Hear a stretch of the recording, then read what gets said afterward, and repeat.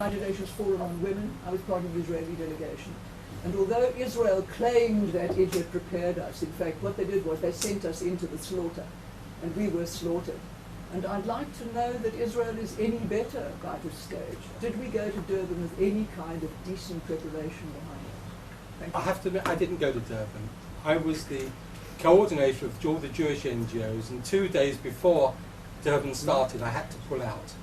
So everything that I know from Durban, I've got drummed into my head in the intervening years by everybody that did go, but I didn't go. Generally, let me answer your last question first. No, I don't think the Israelis were terribly well prepared at that or other international fora where I see them. I think they will be better prepared this time, although one of the people in the foreign ministry said, look, we've barely begun to consider this. It's 2009, we've got lots of other things on our plate, but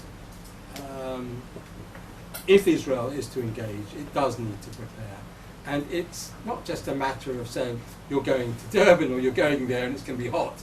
You've actually got to work out what it is you want to say, what it is you want to sell. There are Israeli NGOs working in Africa, they're working in the Philippines, they're working in India, helping with agriculture, helping with social initiatives. They should bring representatives of these sorts of groups who can say, look, I've been working for the last 3 years in some village in India or in some village in Uganda or wherever, and we are helping people.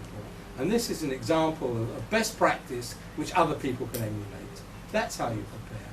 You make sure that everybody goes there can sell their own story. And the Israel government representatives have to do likewise. You just don't go there and hear all this anti-Semitism around you say, gewalt, and walk out. You've got to go there and you've got to argue with people. Now, okay, at some stage it may be that it's not worth it. You've got to go there and tell people what it is that you're doing, because people tend to think of Israel as bashing the Palestinians or threatening the Lebanese, full stop. There's more to the Israel story than that. Can I just be very rude and interrupt and say that what we finally did in Nairobi, I mean, it was just appalling. I've never been through anything like this. We finally took matters into our own hands, and at our own initiative and using our own money, we started launching a project with the Kenyan women to plant trees. This whole huge passion now in Kenya for reforestation. I like to think that we started this. This is 85. We raised money ourselves. We went out and started planting trees with the women. And they remember us from the trees. Exactly. This is what you're saying. So, let me deal with the other question very quickly. The good guys, well, there weren't that many, but Magenta is one, Lawyers for Human Rights is another. A couple of the European groups, non-Jewish groups, walked out with the Jews. But some of the I wouldn't say they're Jewish groups, but certainly human rights NGOs where Jews were the founders and where Jews still run it, but essentially they're not Jewish groups, didn't walk out. They thought that it was still worth staying in. I think that we've pretty much persuaded those groups in the interim, that that we all need to be working together, that we all do pretty much the same sort of thing, that we work closely. I think the biggest disappointment for everybody was groups like Amnesty, the transnational human rights groups, Amnesty, Human Rights Watch, which didn't walk out.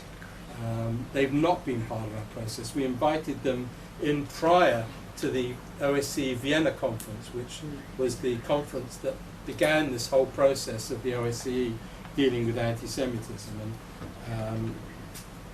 and they attended, but then didn't subsequently get involved, and they've not been at all supportive. Their view was that anti-Semitism should be subsumed within all other human rights abuses, and that we've got to deal with it on a broad front. Our argument was that anti-Semitism is different, it's particular, and that it needs to be addressed as an individual issue, and only when you're dealing with that can you begin to deal with other human rights abuses as well. So the big transnational human rights groups have been a major disappointment. And I'm not saying that I'm not ruling out our approaching them in the future, but at the moment we don't work with them. Jeff? Yes, I've done some reading on Durban Whine, and I was surprised to see that Egypt and Iran was probably the most sworn enemy, and Egypt was very, very disappointing whenever the issue of the Holocaust Genocide came up. I would like you to name the Arab countries or the countries which are against us. We do have enemies. If we talk about the problem, we have to talk about it in full context. And I would like to know, you gave in a left-handed way a little bit of credit to Mary Robinson, but she allowed the preparation conference to take place in Iran, didn't she? She played some kind of a neat game there. Could you talk a little bit about those subjects? Well, essentially all the Muslim countries. In Geneva last week, Pakistan raised the issue. It was mandated, just as the EU mandated Portugal and Belgium to be their spokesmen. So the Organisation of the Islamic Conference, which is the diplomatic umbrella group for Muslim countries, mandated Pakistan.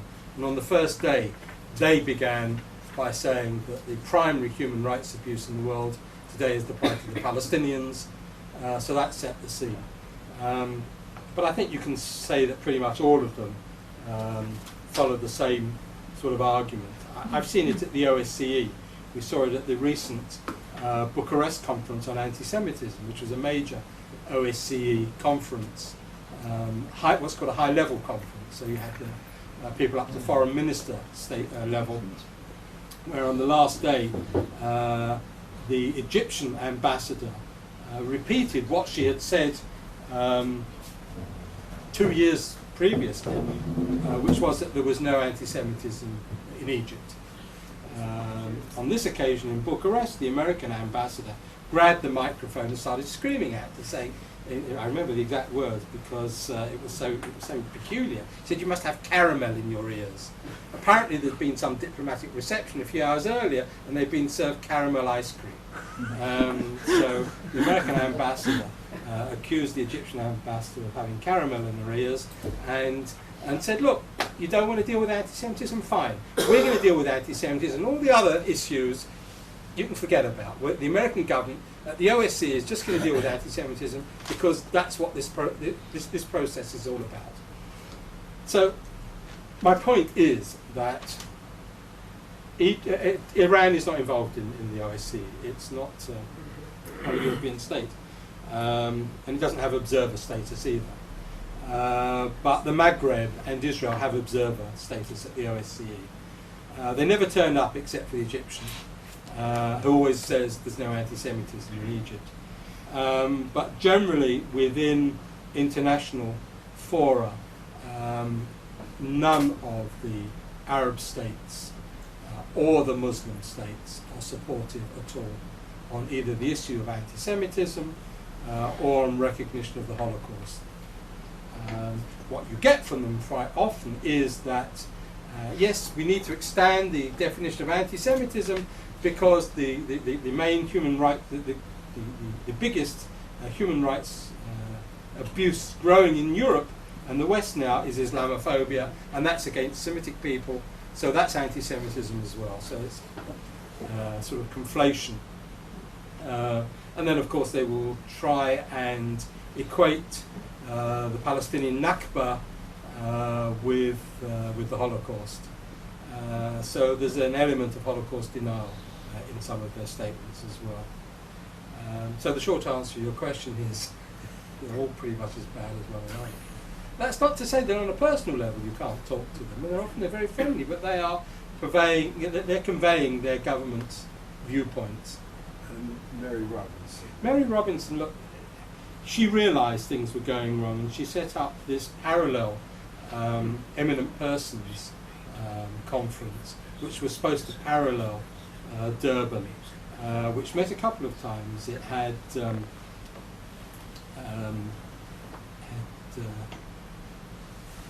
Elie Wiesel, it had Jonathan Sacks, British Chief Rabbi, it had Archbishop Desmond Tutu, had people of that ilk. But when Mary Robinson left the UN, the Eminent Persons Group essentially collapsed, and there's been no attempt to resurrect it. Look, I will okay. I mean, Mary Robinson's name has been mud ever since then, ever since Durban. She did realise things were going wrong and things were getting out of control, and it was she who refused to accept the NGO declaration. I mean, she stood her ground to not having this. This is just terrible. The PrepCom did last week was to elect chairman Louise Arbour, who of course is Mary Robinson's successor. I would like to think that Louise Arbour will be a more effective chairman, given the fact that her background is different. I mean, she was the main prosecutor at the Bosnian war crimes trials in The Hague, and she's been prosecutor there now. Was the prosecutor there for several of the largest war crimes trials. She's also a Canadian former Supreme Court judge who has taught public law all over the world. Mary Robinson came, from sort of being from the presidency of Ireland, and although that gave her quite a good grounding, I don't think she's got the grounding that Louise Arbour has. Whether that will prove to be a good choice or not, I don't know. Anyone, do you remember Three things come to mind that happened since. One is that we have a different Secretary General. Very different. So different that they're slightly embarrassed in the foreign ministry because he's too pro-Israeli. I'll talk about it in a minute. Yeah. Ahmadinejad has openly blotted his copying, which of course has been the Iranian position for years, but he's done it for the world to see. And we have Darfur. And in between all of these, I think there are building blocks for a completely different strategy, an aggressive strategy. It basically is pointless, I think, for us to go to the next Durban and defend ourselves. That's basically accepting that you're right, but creating a situation where the key proponent would be very eager for the entire subject to be off the table, because the cost of having it on the table, Durban style, would be that they would be defamed systematically. The Saudis, the Iranians, the Chinese, whoever, Cubans, whoever, because there will be the same reams of propaganda that they produced against us being distributed around Geneva. Is, I think, a much more promising proposition than going there to defend our good name. Iran, you're absolutely right. I agree with everything you said. And in fact, this is going to be our strategy. We already know that European states do not want to repeat of Durban. It costs them money. It costs them a vast amount of money to put this thing on. Durban was not a complete waste of time and money, but not far from it. And they're not prepared to see this again. And that's why the European states have been quite firm on the issue. But Durban 2 is not about opening up the declaration from Durban 1. It's about seeing what states have done so far to deal with racism. So, Darfur and a host of other things immediately spring to mind. So, and in fact, that's why at the PrepCon last week, the Libyan chair argued that there should be no NGO representation, because bringing NGOs to such a forum inevitably is going to lead to criticism of governments. But she was overruled, and the PrepCon voted for NGO participation, although in what form it's not sure, whether there'll be a separate conference for NGOs or whether they will have observer status at the government conference is yet to be decided. But it's quite clear that a lot of governments don't want to be criticised, they don't want to be opened up to criticism, and they don't particularly want the NGOs there, because that's what they're going to do. Ban Ki-moon is very different from his predecessor. You'll be aware that the UN Committee on the Inalienable Rights of the Palestinian People met last week at the European Parliament. Oh, yes. They met there because they couldn't meet in Geneva because the PrepCon was going on and they'd taken the room. So that's why they had to find somewhere else. 2 years ago they tried to meet the European Parliament and they were blocked. The then President of the European Parliament said, no way, you're not coming here. Pöttering, the German president, made a mistake, and it's partly Israel's fault because he put out a feeler to the Israeli ambassador and didn't get a very definitive no, these people shouldn't be allowed here, whereas 2 years ago that happened. But Ban Ki-moon sent a message which was read out by someone on his behalf at the opening of this conference in Brussels last week, where he specifically criticized them and said that Israel is doing very positive stuff and that they should wake up. And his speech is worth reading. And you can find it, where can you find, I got it from a UN source, but it's a speech worth reading. And it's a very different UN Secretary General we've got now. The issue of Ahmadinejad is not as clear cut. You know, he's not seen by many states in the same light as we see him. He and Chavez are seen as champions of the third world. I'm almost certain in my own mind that we're going to get lectured to by Chavez at Durban too. Just as at Durban they had a 3-hour lecture from Fidel Castro. They will bring him along as the champion of the third world, and they might even invite Ahmadinejad as well. So, you know, he's seen very differently by third world states. You know, he's the person that stands up to America and American imperialism. So, you know, although we regard him as close to Satan, others see him in a different light. But we do have the Baha'i story to do. Look, we work very closely with the Baha'is in England. I don't know in other countries. The Jewish community and the Baha'is work very closely together.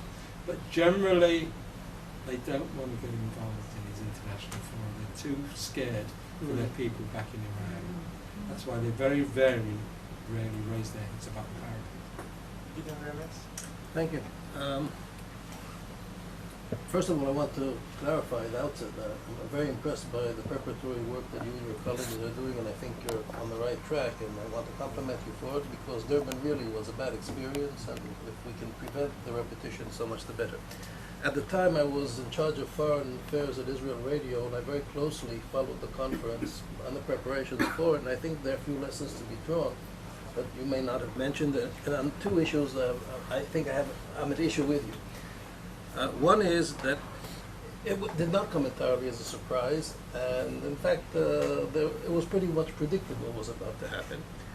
And at a preparatory session at the foreign ministry, I remember recalling, what about these Jewish student groups that are going down there with the declared intention of raising a ruckus and confronting violently, if necessary, the anti-Israeli and anti-Jewish groups, and they did.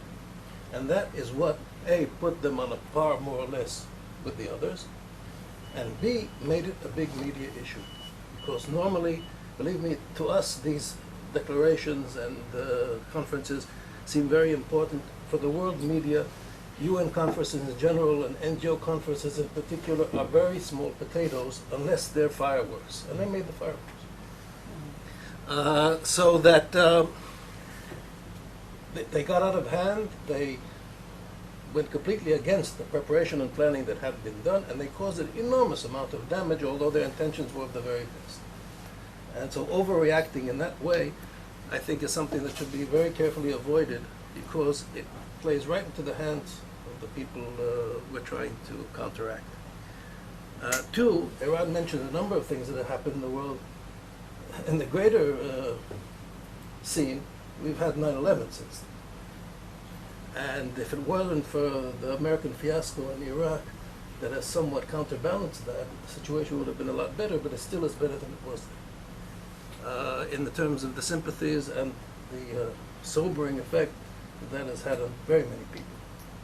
And that should be kept in mind and used, if necessary. And finally, you mentioned 2 points that for us may be justified in the relationship between them, but to many others will sound like a contradiction. We oppose Zionism being singled out, but we do want anti-Semitism singled out. You mentioned both of them within 20 minutes. We may see justification for that, but a lot of people won't. Either the Jews in Israel are a special case or they're not. If they're a special case, they're a special case for better and for worse. And since that is very, very difficult to explain, I think that on a tactical level, one has to make the decision which way we want to go, which way the damage is going to be less.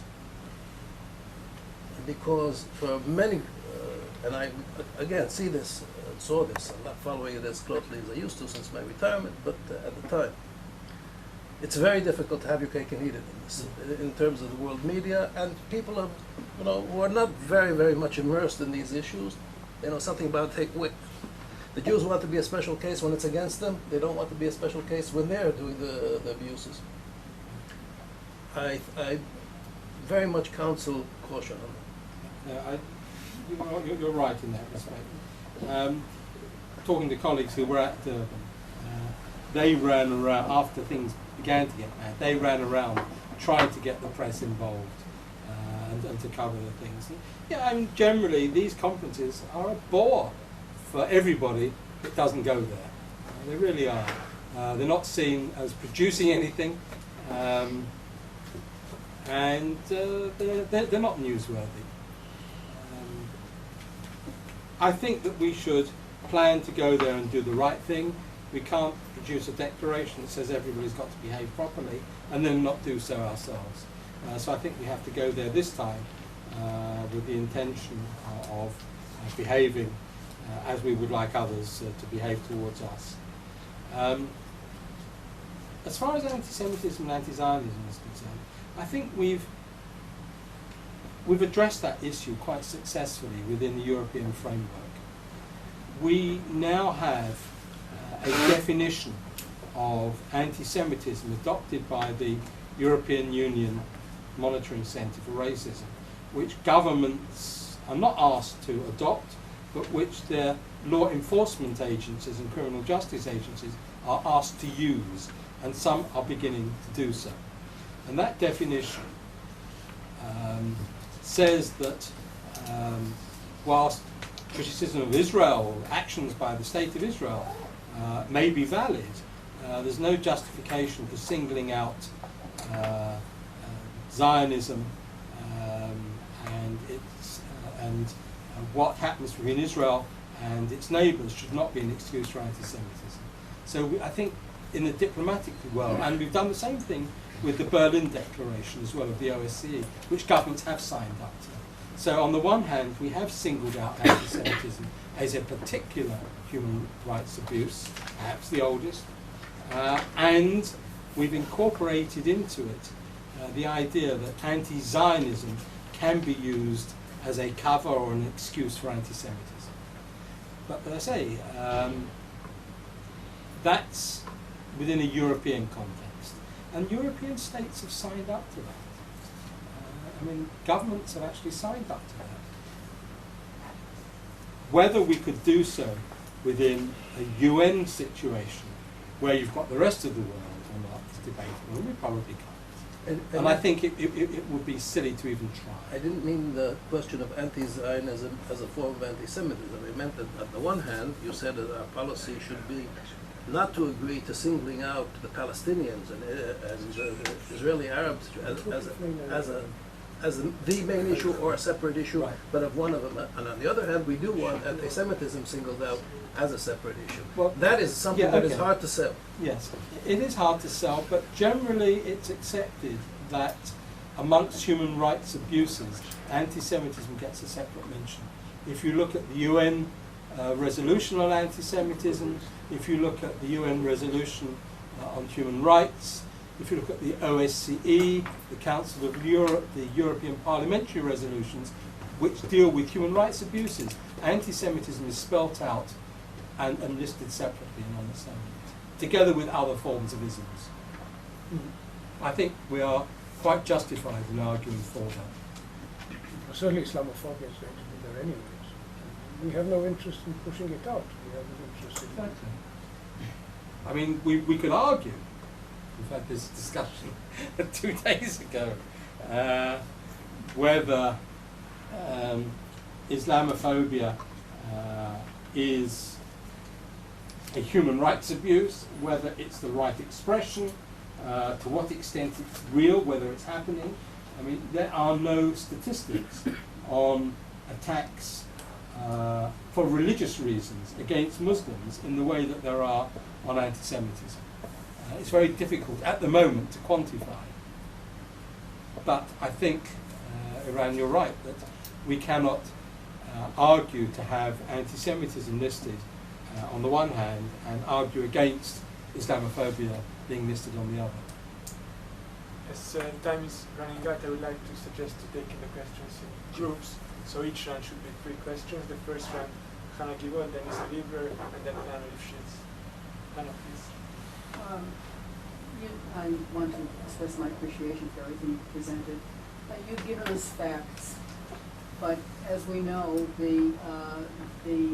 those who are against us, the Arab, the Muslim League, the whole group, has its own agenda, and it's very difficult to combat some of what they're saying. I mean, we may know truths, but their agenda is to press us forward. When you look at trends, they have been gaining, and some countries that have large Muslim populations, for example, may fear retribution if they don't side with them. We go into conferences like this with a fairly negative feeling, having fear and knowing that we have to defend ourselves. What could you imagine would be accomplished by participating in this? I mean, there are two there's a definite chasm between, there are like 2 worlds in the UN. The UN has been hijacked, and the trend in that is going in their favor. I want to avoid repeating what's been raised already before, but I do want to say that I think that, in a sense, this issue comes to the heart of the whole problem of Israel and Jewish political public relations, because I think we have, to some extent, contributed partially to the hijacking of the whole of the human rights movement against us. And this has been manifested nowhere more so than in Durban, because Durban is going to go historically, as I see it, as a turning point in the escalation of global anti-Semitism. And the mistakes that were made have been to somehow, and here I don't want to repeat what Iran said, but to believe that you can go to a conference and defend ourselves, and prepare yourself to defend ourselves. To me, this is catastrophe, because you're going into a situation where the numbers are stacked against you. Even if you you're not going to persuade NGOs. You're not going to get governments to change their attitudes, although with governments you have some influence because there are power factors. With the NGOs, when you're going to have NGOs, I must say, I am very much admiring the fact that you're keeping your mind open. But if the Americans are not going to go there, and if other large numbers are not going to go there, this reminds me very much of the Soviet-type peace conferences. You go to one of those Soviet peace conferences, you're not going to win anything. You're just going to be flummoxed. And you can be much more effective by having a counter-demonstration, by having a counter-operation, and going to the press with a separate operation altogether than trying to go there and being buried. Depending, of course, if under United Nations, our friends, it's certainly going to be a lot better than the other crowd, perhaps. But if we are not going to be satisfied that this is not going to be centered on us again, I think it's terribly important that we bite the bullet, think strategically, and get out rather than going in there and burying ourselves. Anna Lifshitz, final question of the round.